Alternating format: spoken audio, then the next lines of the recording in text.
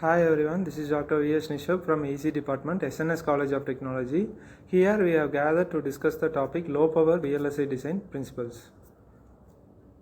Here is the outline of this video.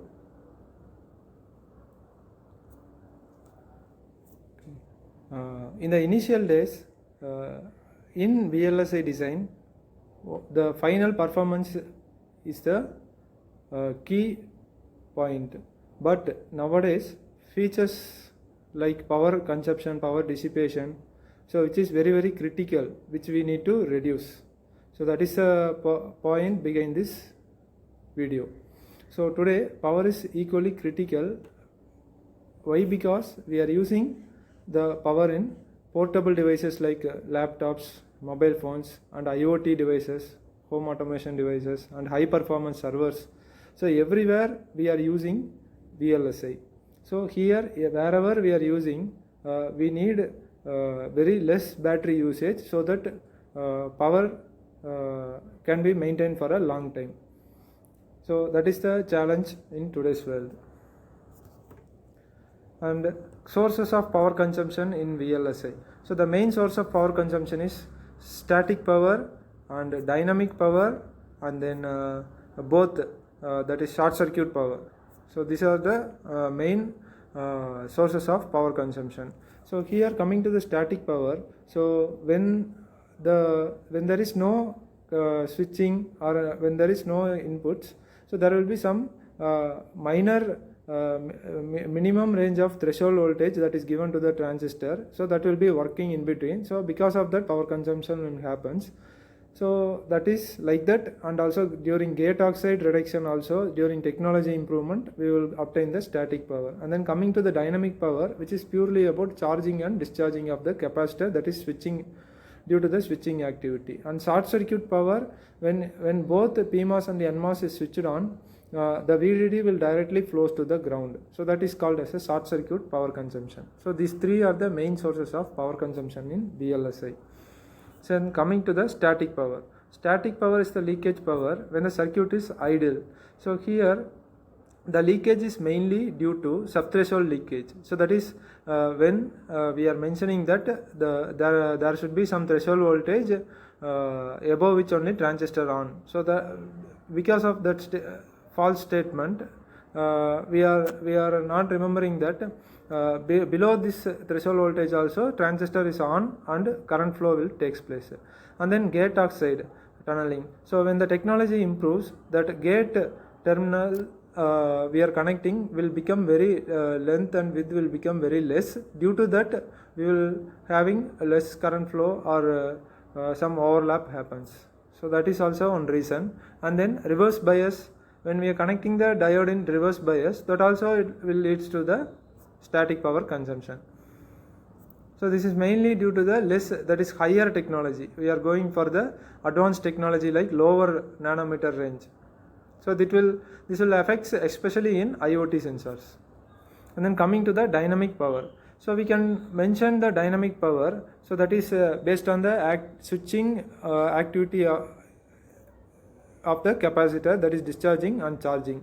So based on that, we are having the formula P dynamic equal to alpha into C into VDD square into frequency F. So these factors will also affect the power consumption. So that is mentioned here. A smartphone running a game consumes more power because of high activity and frequency. So we can reduce the VDD value, and by reducing the frequency value, we can reduce the dynamic power consumption. So and coming to the different low power techniques, how we can achieve this low power less power consumption or less power dissipation. So we are starting with voltage scaling.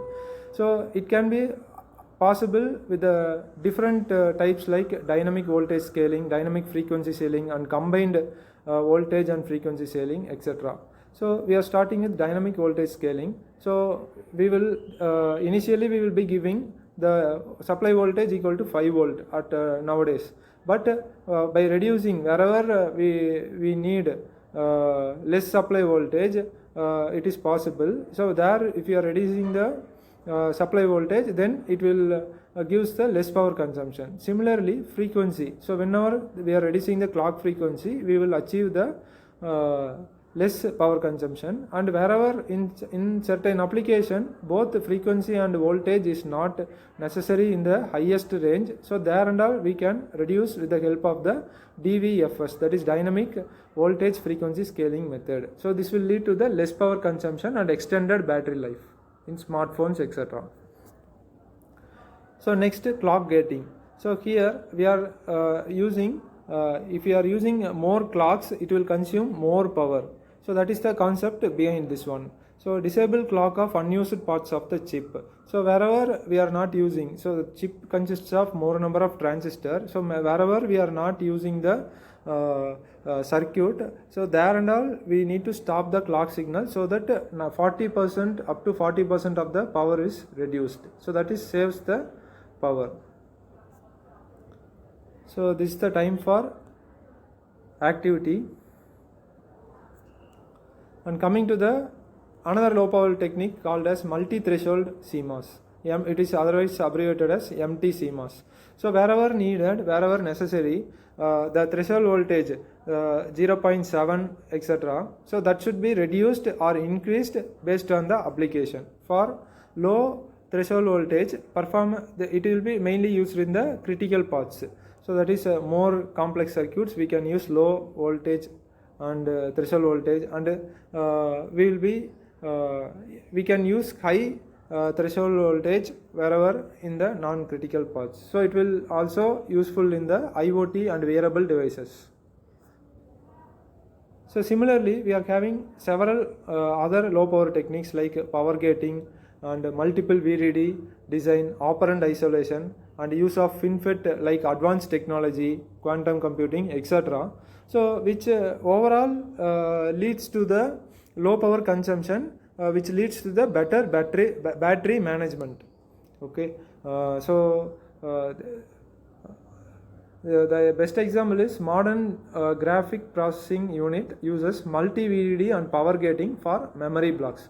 So based on the application where we are using, so based on the need, we can use any one of the method and reduce the power consumption without affecting the performance of the IC.